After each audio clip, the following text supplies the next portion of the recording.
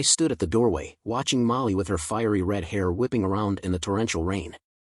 Even through the deafening sound of the downpour, I could make out her furious screams. It turned out that my wife, Fiona, was involved with Molly's husband.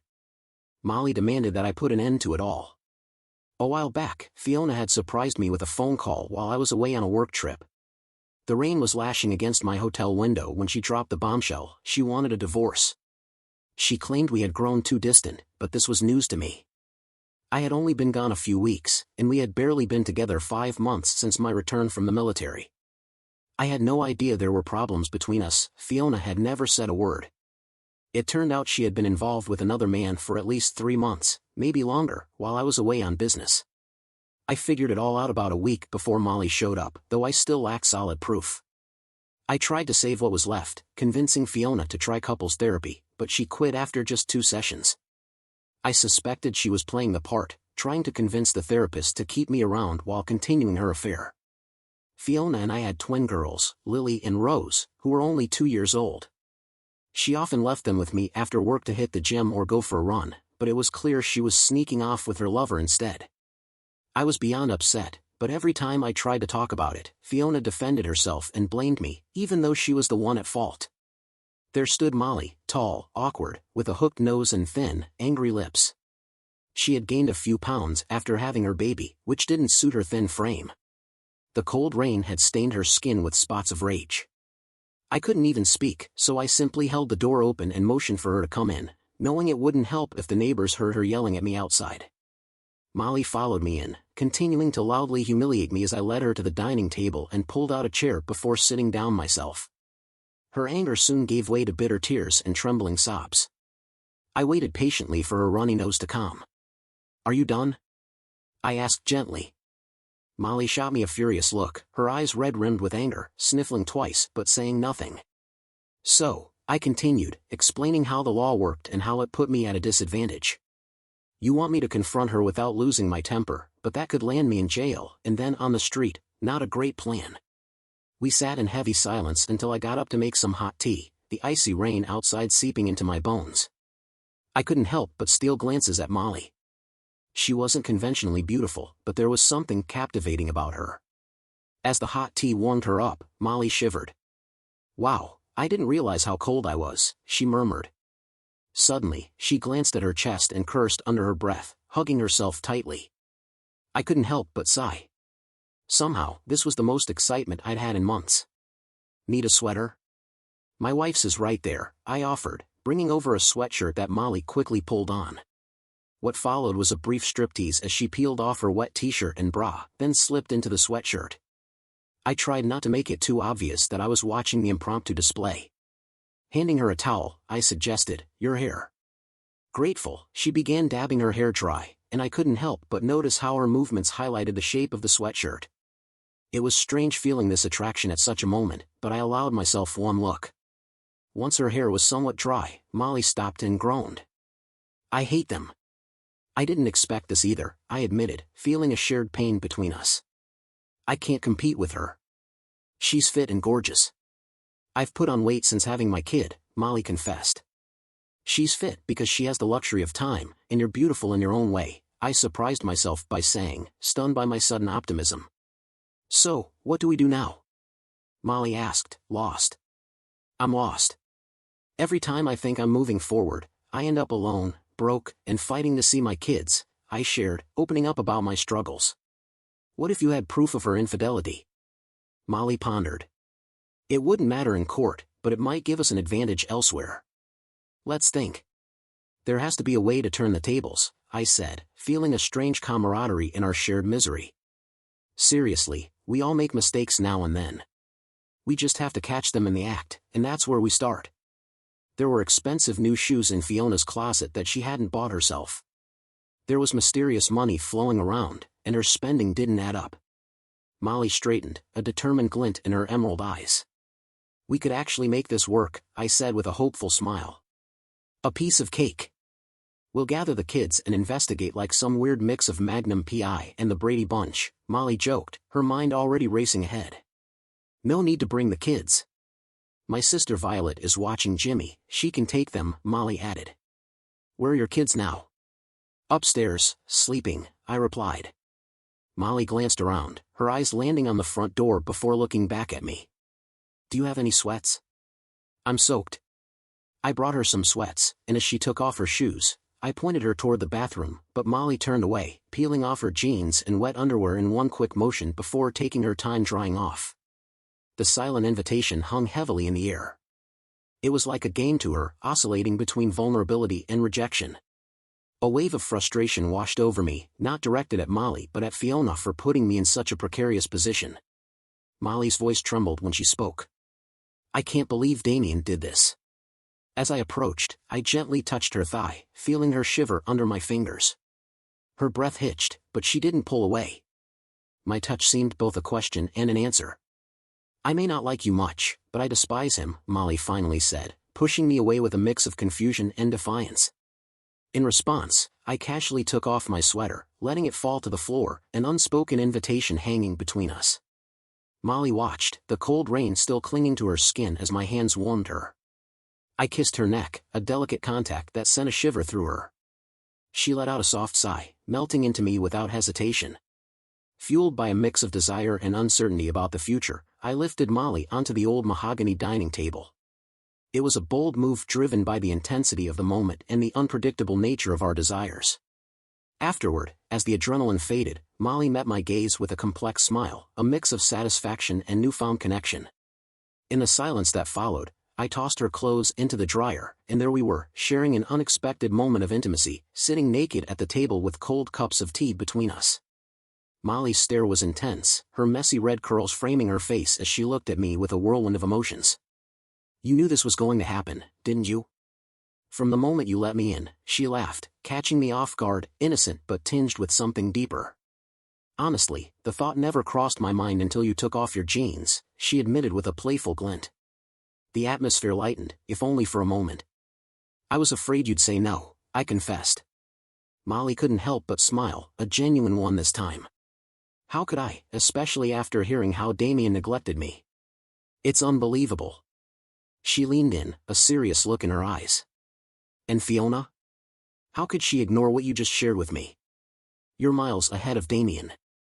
I sighed, the weight of the situation settling in. Fiona seems distant, caught up in her own struggles since the twins. It feels like we're on separate paths. She's more of a mother than a partner now. The air between us was heavy with frustration and a shared sense of betrayal.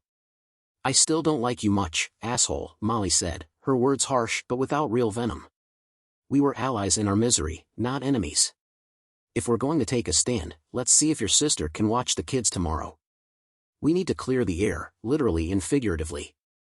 This place tells a bit too much about what just happened, I joked, half seriously mentioning the need for air freshener to cover our shared defiance. As Molly hurriedly dressed and disappeared out the door, the silence of the house wrapped around me.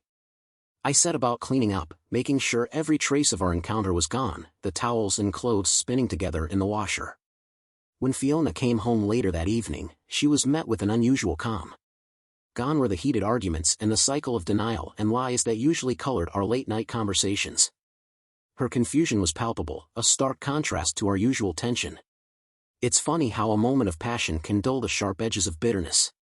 She even made a passing comment about the kitchen's immaculate state, noting the air freshener, but her words barely registered. The next morning, I skipped the charade of our usual awkward goodbye kiss. Without a backward glance, I left for work, a clear signal that I was done wallowing in misery. At work, I borrowed a friend's car for the next few months. Meanwhile, Molly's sister Violet, who bore a striking resemblance to her, agreed to watch the kids. Molly and I set off with a mission, to investigate the trailer at Damien's cousin's construction company for any signs of wrongdoing. Climbing into the car, Molly winced. I'm sore. It's been forever since I've been with anyone, and let's just say you weren't exactly gentle. I couldn't help but raise an eyebrow at her comment. Gentle wasn't exactly the vibe, I replied, noticing a fleeting smile break through her attempt to remain stoic. For the first time since we'd met, Molly had put on some makeup, albeit awkwardly applied. It was a small effort, revealing her attempt to reclaim some sense of normalcy amid the chaos. In an unexpected turn, I veered off our initial path and headed toward the upscale shopping district instead of the construction site. Our attempt at conversation was clumsy, punctuated by long silences and brief exchanges that fizzled as quickly as they started. It wasn't until we reached the bustling outdoor mall that Molly expressed her confusion. "Are they here?" she asked, scanning the storefronts. "No, but if we aim to hit them where it hurts, we need to lay some groundwork," I said, leading her to an unexpected destination, the high-end makeup counter at Saks Fifth Avenue. Molly's eyes narrowed, suspicion and defiance mixing in her gaze. "Think of this as creating a new persona," I suggested. For the next hour, two impeccably dressed makeup artists transformed Molly, teaching her the art of their craft. The result was a Molly who radiated a raw and undeniable charm. She wasn't just pretty, she was captivating in a way that demanded attention. "This is perfect. Sure, it's a few $100 I could have spent on groceries, but I'll manage, a small sacrifice for a bigger game," Molly rationalized as we left, clutching her new treasures like they were priceless. She was skeptical. "So, what's the big plan here?" "We make them pay by playing on their weaknesses. Damien has lost all interest in what he thinks he knows, and Fiona? She'll be green with envy seeing you. Keep the makeup hidden at home, use it as our little ace when we're out," I explained, laying out the whole plan. Molly stayed silent, absorbing the strategy. "It's a lot, complicated and long-winded," she finally said, skepticism lacing her voice. I shrugged, a half-smile playing on my lips. "Do you have any better ideas?" I asked, noticing Molly's slight smile fading as she murmured, "Not really." She then requested to use my place as a refuge to remove her makeup before facing Damien. Moments later, she emerged from the bathroom, her mischievous glint amplified by her bold smile. The makeup was still painted on her face, but she wore nothing else. Her intentions were clear, defying the caution she had once advised. "I thought we agreed not to expect anything," she said, dropping the towel effortlessly to the floor. We then headed to her sister's place, where Molly roped Violet into our ongoing plan. It was clear Violet had no love for Damien, making her the perfect ally. Over the following months, we embarked on a journey of self-improvement. I squeezed in workouts during my lunch breaks, while Molly dedicated her efforts at home. Together, we transformed the basement into our personal gym, leaving the past behind and strengthening ourselves away from our spouses. We stayed invisible, our changing bodies hidden beneath baggy clothes. Our intimacy thrived in the shadow of their indifference, with passions igniting more frequently than I had ever experienced with Fiona. Bound by a common resolve to break free from monotony, we turned my basement into an improvised dance studio, embarking on a journey neither of us was prepared for. With the help of countless YouTube tutorials, our once empty evenings and weekends now beat to the rhythm of dance. We started with the basics, gradually mastering more complex moves. Salsa became our favorite, a dance we saved for the climax of our routine, a symbol of our shared joy and rebellion. I quickly realized that my partnership with Molly was like dancing on the edge of a volcano. Her temperament was unpredictable, like a storm ready to erupt at any moment. The consequences of her relationships with Fiona and Damien had shattered something essential in her, a barrier of rationality, perhaps, leaving her teetering on the brink. I found myself constantly on guard, aware that moments of calm were rare, found only in the throes of passion or the innocent company of our children. Her fierce love for them was the only constant in her whirlwind of emotions. Our exchanges of insults, bastard and witch, had become twisted terms of endearment, symbols of our shared struggle rather than true slurs. Yet beneath the surface of our unconventional bond lay a mission requiring our utmost caution and cunning. Molly ingeniously orchestrated a broad daylight reconnaissance of Damien's construction company office, capturing the scene on her phone. The cousin's carelessness and lack of security were our golden ticket. We infiltrated the site multiple times, meticulously documenting every hidden piece of information within its walls. The treasure trove of documents we discovered in Damien's office and Fiona's bag was particularly enlightening. The dynamic with our spouses had significantly shifted. Fiona seemed lost without the fuel of our arguments, perhaps craving the conflict as a means of absolving her own guilt. As for me, I had no interest in indulging her, drained from the escapades with Molly during the day. It became clear that Fiona was holding on to her affairs, maybe to justify herself. Her confusion grew with each passing day. Meanwhile, Damien seemed to believe Molly had simply resigned herself to defeat. Amid this tangled web of deceit and discovery, a stroke of luck came my way, a $2,000 refund for a deposit meant for a romantic getaway at a Mexican beach resort that Fiona and I had planned but now canceled under the circumstances. the return of those funds offered a financial cushion that would undoubtedly prove useful in the days to come. As Fiona found more and more reasons to spend her nights with Damien, Molly and I sought refuge and release in the rhythm of dance at a local club, testing the waters with the steps we had perfected in secret. While the dance floor provided a fleeting escape, Molly's volatility hovered over us like a constant threat. Her mood swings were unpredictable, shifting from euphoria to an almost violent intensity at the slightest provocation. One evening, the fragile restraint I had maintained threatened to unravel. Molly's transformation was undeniable, her allure amplified by our shared fitness regimen and intimate moments. It was inevitable that we attracted attention, her magnetic presence drawing eyes from every corner of the dimly lit club. Molly thrived under the gaze of the crowd, but she navigated with loyalty, moderating her interactions with other men. Still, boundaries are often ignored in the hazy atmosphere of a nightclub. That night, while I danced with a bubbly blonde named Ember, the evening took a dangerous turn. A bold, unwanted advance toward Molly escalated despite her firm refusal. In a flash, I grabbed Molly by the hair just as her crimson nails grazed the man's face, narrowly missing his eye but leaving a vivid reminder of her ferocity. As the scene teetered on the edge of chaos, Molly flipped the moment. She leaned in, her frustration morphing into a provocative challenge. "Asshole, that hurts," she hissed, her tone shifting to a sensual taunt. "But you know exactly how to get to me, don't you?" Her emerald eyes then landed on Ember beside me, and she threw a playful wink. "Sweetheart, you deserve so much better than him. You deserve someone who isn't just a jerk." The charged incident, full of tension and unexpected twists, underscored the complex dance of our relationship, danger and desire intertwined, leaving us always on the brink. The tension crackled in the air as we rushed outside onto the rain-slicked street, our pace instinctively quickening as we spotted three burly men in dark security vests heading straight toward us. The parking lot was a maze of cars, strangely deserted of people. That's when we spotted him, the guy with the scratches, flanked by his two friends, deliberately making their way toward us. Molly's reaction to their approach was a mix of defiance and dark amusement. "Which one is it?" she teased, her smile sharp and bold. "So formal, introducing yourself like this. And why? So your buddy can play hero while you try to put your hands on me?" She paused, feigning fear, drawing him in.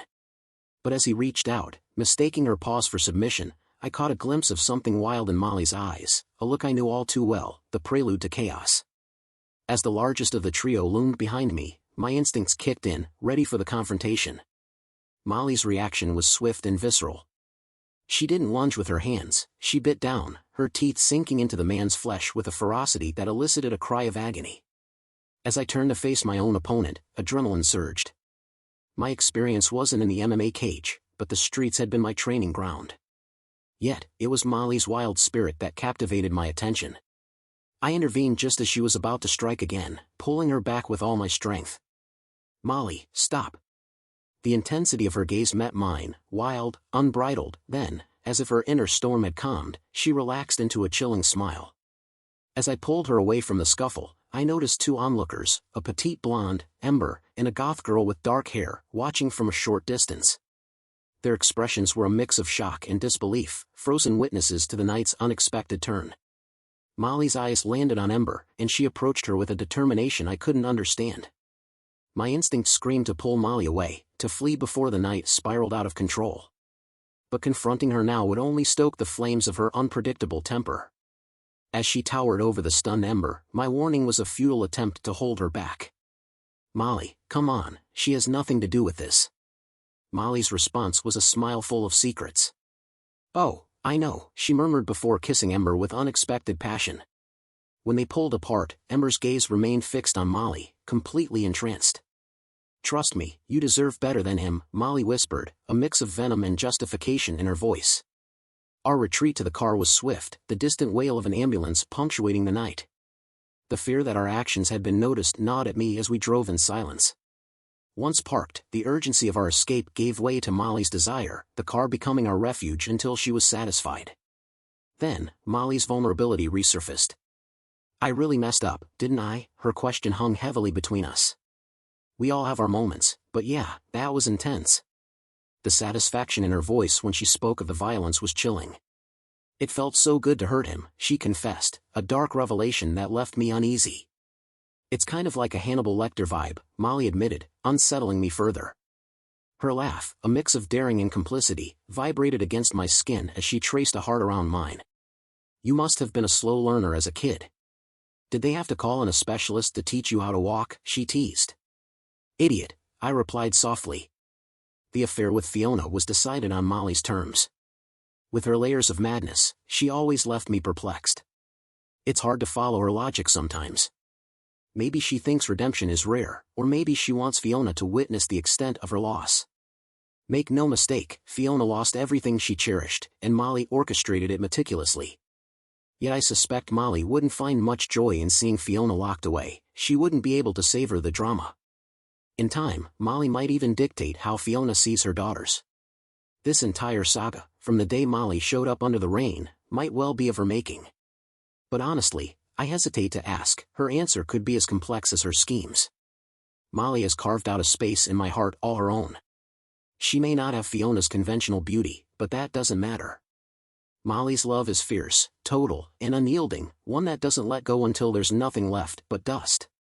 Ember has become a familiar face around us now, thanks to Molly. But she's not here to upend everything. To Molly, Ember is like a bonus, something special she wants to share with me. Molly once described Ember as that slice of cheesecake you can't finish alone but are more than happy to share. It's Molly's way of showing her love, even if it's a bit offbeat. Yes, she can be manipulative, a whirlwind of madness, maybe even crossing the line into dangerous territory, but that's Molly in every way. And somehow, against all odds, I wouldn't have it any other way. The aftermath of the confrontation in the parking lot was a whirlwind. The official report described it as an altercation involving 6 men and a Hispanic woman, with a bystander named Ember at the scene. It was almost comical compared to the reality of that night. Looks like you left quite an impression on Ember, I said, showing Molly the papers. Her smile was tinged with nostalgia. She looked sweet with her strawberry lip gloss. You into girls now? I asked, half joking. It wasn't even about that. Just a bit of fun at the club, but out there in the parking lot, she was drawn to me. I could see it in her eyes, Molly said. Being with you, I guess I've just stopped seeing boundaries when it comes to sex. Still, the chaos of that night seemed to be a turning point for Molly. She started to pull herself together, making slow but visible progress. There were moments when I could see her inner struggle, the battle to contain her darker impulses, and sometimes she actually succeeded. We couldn't always rely on Violet to watch the kids, so Jamie often ended up with us. On those nights, while watching them, I found myself glancing at Molly. There was a tenderness in her then, a vulnerability that rarely surfaced during the day. And when she caught me looking, her smile was a mix of sadness and warmth, a fleeting glimpse of the woman fighting to emerge from the shadows of her own torment. In those calm moments, it felt like her demons were miles away, granting us a brief respite from the storm. But I had this nagging feeling it was only a matter of time before things worsened, and sure enough, Fiona caught me off guard one day, her eyes widening as she noticed the changes in my physique. I brushed off her comment quickly, covering myself. My biggest concern wasn't her noticing my more muscular frame but the marks Molly had left on my skin the previous night. Fiona's growing suspicion was a clear sign that it was time to escalate our plans. I shared my concerns with Molly, and our routine took a sharp turn. Instead of our usual mix of workouts and intimate moments, we found ourselves armed with a borrowed car and a digital camera, following Fiona and Damien from a distance. Molly's diligence with their receipts and credit card statements soon paid off, revealing a pattern in their escapades. Fiona kept her cards close to her chest, but Damien, underestimating Molly, grew careless. His parents owned an isolated cabin nestled in the heart of Whispering Pines Forest. Despite its rustic appearance, the mileage on their car suggested it was their secret hideaway every Friday when they skipped the gym. We parked near the dirt road and stealthily approached the cabin, camera in hand. The lack of curtains made our task easier than expected. By the time we found a good vantage point, Fiona and Damien were already entwined on the bed, oblivious to the outside world. Before leaving, I discreetly let the air out of one of Damien's tires, a little insurance in case he tried to leave early. We dropped off the film at a photo lab known for its discretion, the kind of place that handled sensitive images without asking questions, then headed home, the weight of what we had done hanging between us, a mix of apprehension and the thrill of the hunt.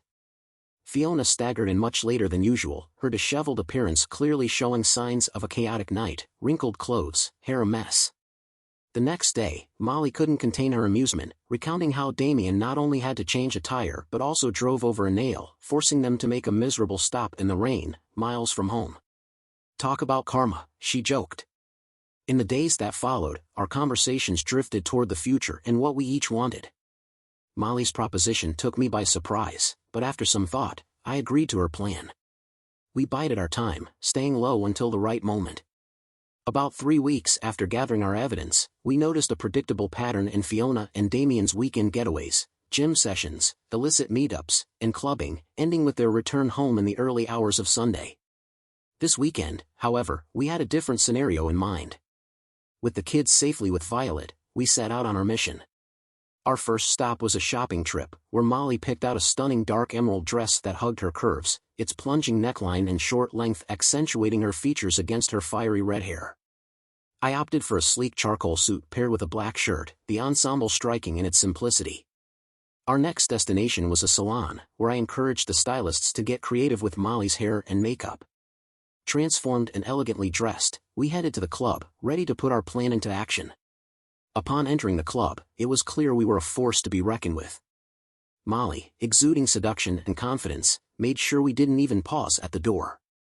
The bouncer, recognizing the energy we brought, waved us through without hesitation. We headed straight for the dance floor, setting the night's vibe before making our way to our real target, Fiona and Damien's usual spot, a secluded table that served as their makeshift marital throne. There they were.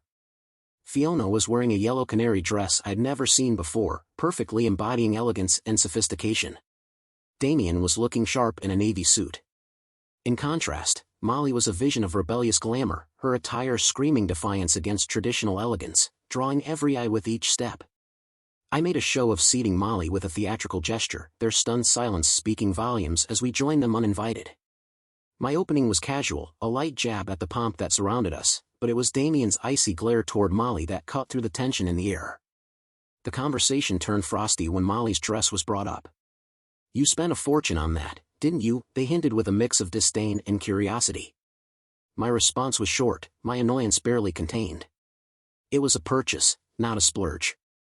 Then, I laid out the photographic evidence of their secret meetings, choosing the most unflattering shots from our covert operation, images capturing them far from their best moments. I revealed the source of the funds with a tinge of bitterness, a portion of my refund from a romantic getaway I had planned for Fiona and me. Since that fell through, I decided to invest in something more revealing. The flicker of disappointment, or maybe the realization of unexpected financial negligence, on Fiona's face did not go unnoticed. It was a moment of vulnerability, a crack in the facade hinting at the complex emotions swirling beneath the surface. As the photographs spread across the table, the air thickened with tension.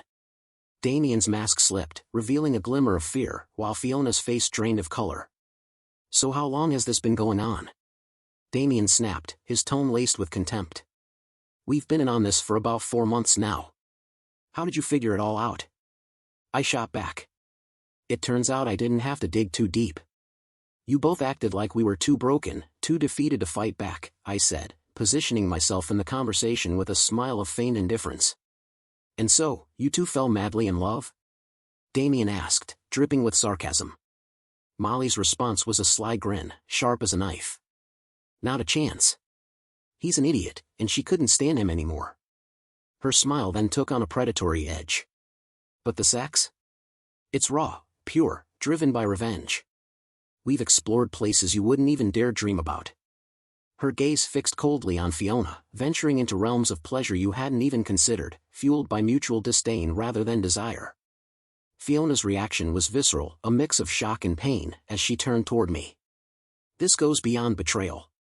We were supposed to be partners," Fiona said, her voice filled with hurt. My laughter was bitter, devoid of any real humor. "Partners? You were biding your time with him, sneaking around while I played the role of the docile recluse. My office became a parade of bad news while you flaunted your affair, mocking our lives." The room was heavy with accusations and revelations. Truths once hidden were now laid bare, turning private failures into a public spectacle without the need for spies or secrets.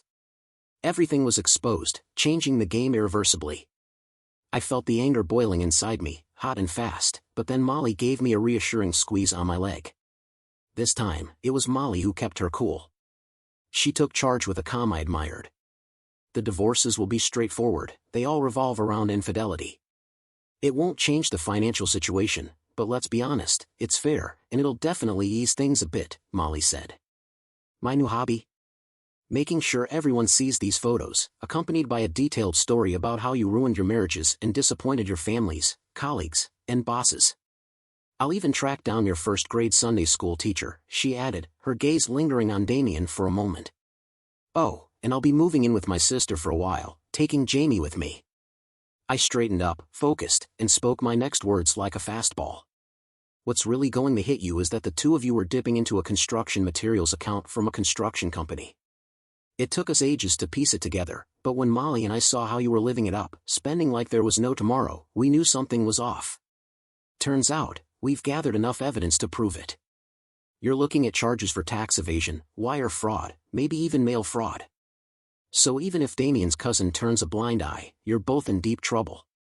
Damien, you could be looking at 5 to 10 years behind bars, I said, pointing directly at Damien. And Fiona, you're not off the hook either. A few years in prison for aiding and abetting. Fiona's eyes widened, panic spreading across her face. She stammered, trying to defend herself. I didn't know. I thought it was his money, and I just kept it in the account to keep it safe in case of a divorce. I cut her off. Right, you were just holding it for a friend. Mixing that money with our divorce, if my name was anywhere near that account, I'd think you were setting me up. And trust me, that would have ended very badly for you. Fiona and Damien's faces turned pale. I could see the idea had crossed their minds, but they'd dismissed it. It was time to lay our cards on the table, the offer Molly and I had put together. Damien, listen closely. You have one chance to change your life. Take it. Quit your job and disappear into the mountains at least 250 miles from here. Load your car with nothing but your clothes, your football trophies, and your yearbook, nothing else. Not a single extra item. Molly will file for divorce, and she won't touch a cent thanks to your little arrangement with your cousin. We won't tell the police or your cousin about what's going on, but if your cousin finds out about this mess and decides to take action, it's going to land squarely on you. I suggest you return every dime to his business account. Trust me, whether he comes after you or not could depend on that. The room was thick with tension, choking and suffocating.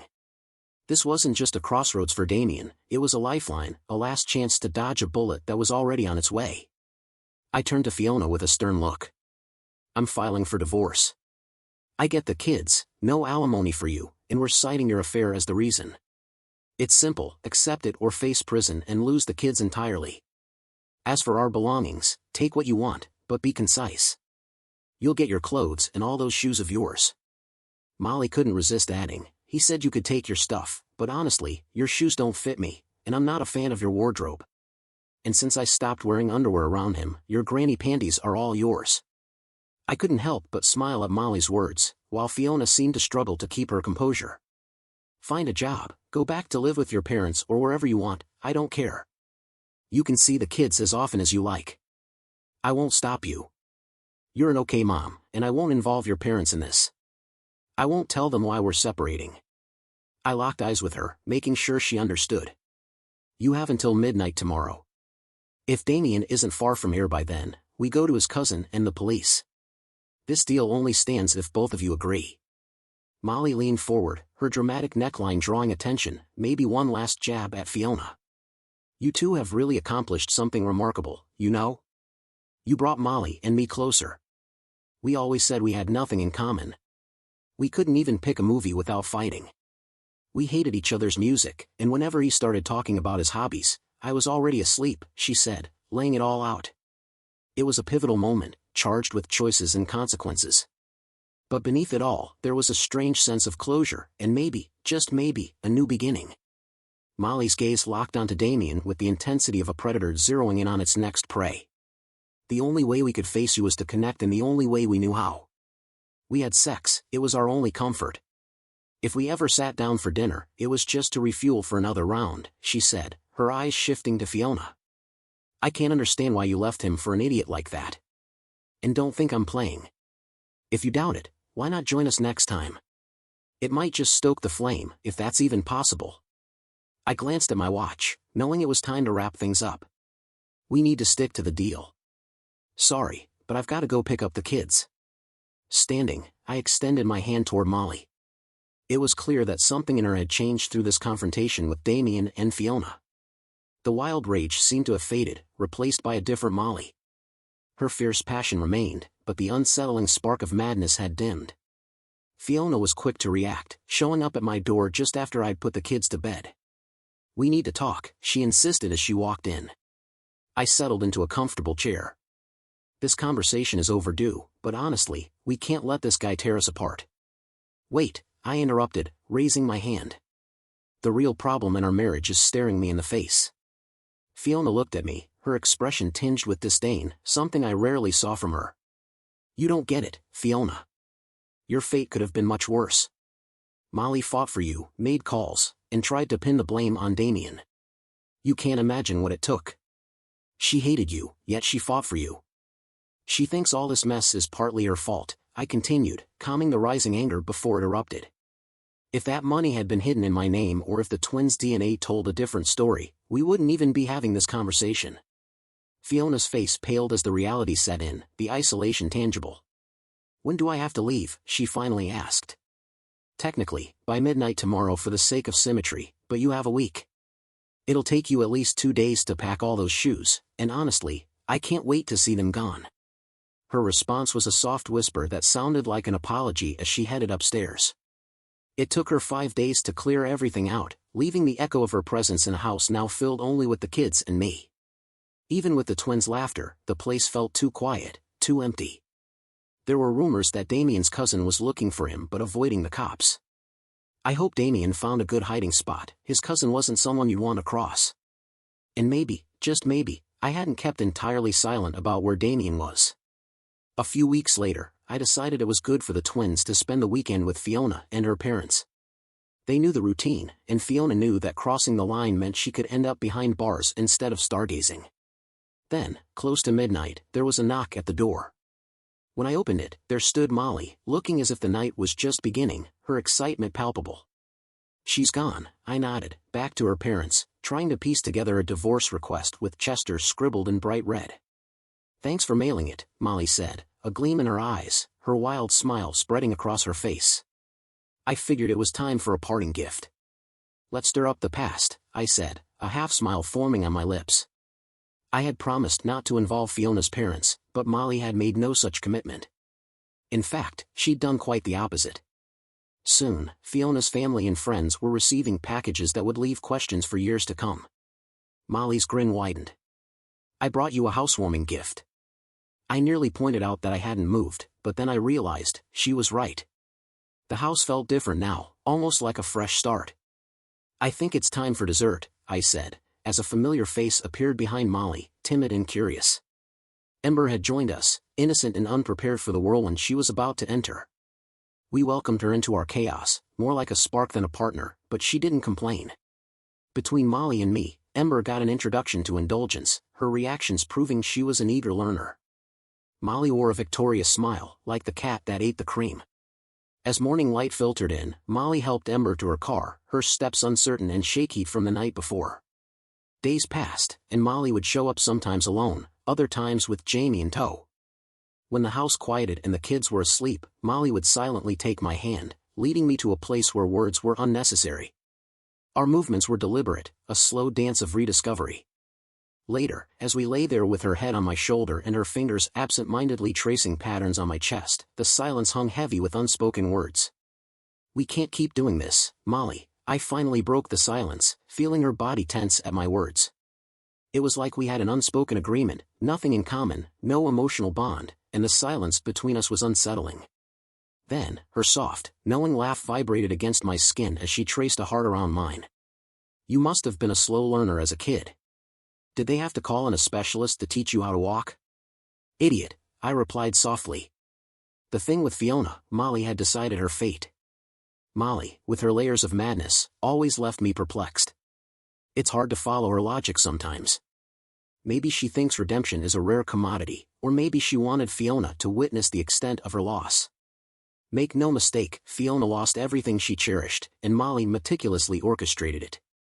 Yet I suspect Molly wouldn't find much joy in seeing Fiona locked up. She wouldn't be able to savor the drama. In time, Molly might even dictate how Fiona sees her daughters. This entire saga, from the day Molly stood defiantly in the rain, might well be of her own making. But honestly, I hesitate to ask. Her answer could be as complex as her plans. Molly has carved out a space in my heart all her own. She may not have Fiona's conventional beauty, but that doesn't matter. Molly's love is fierce, total, and unyielding, one that doesn't let go until there's nothing left but dust. Ember has become a familiar face around us now, thanks to Molly. But she's not here to append everything. To Molly, Ember is like a bonus, something special she wants to share with me.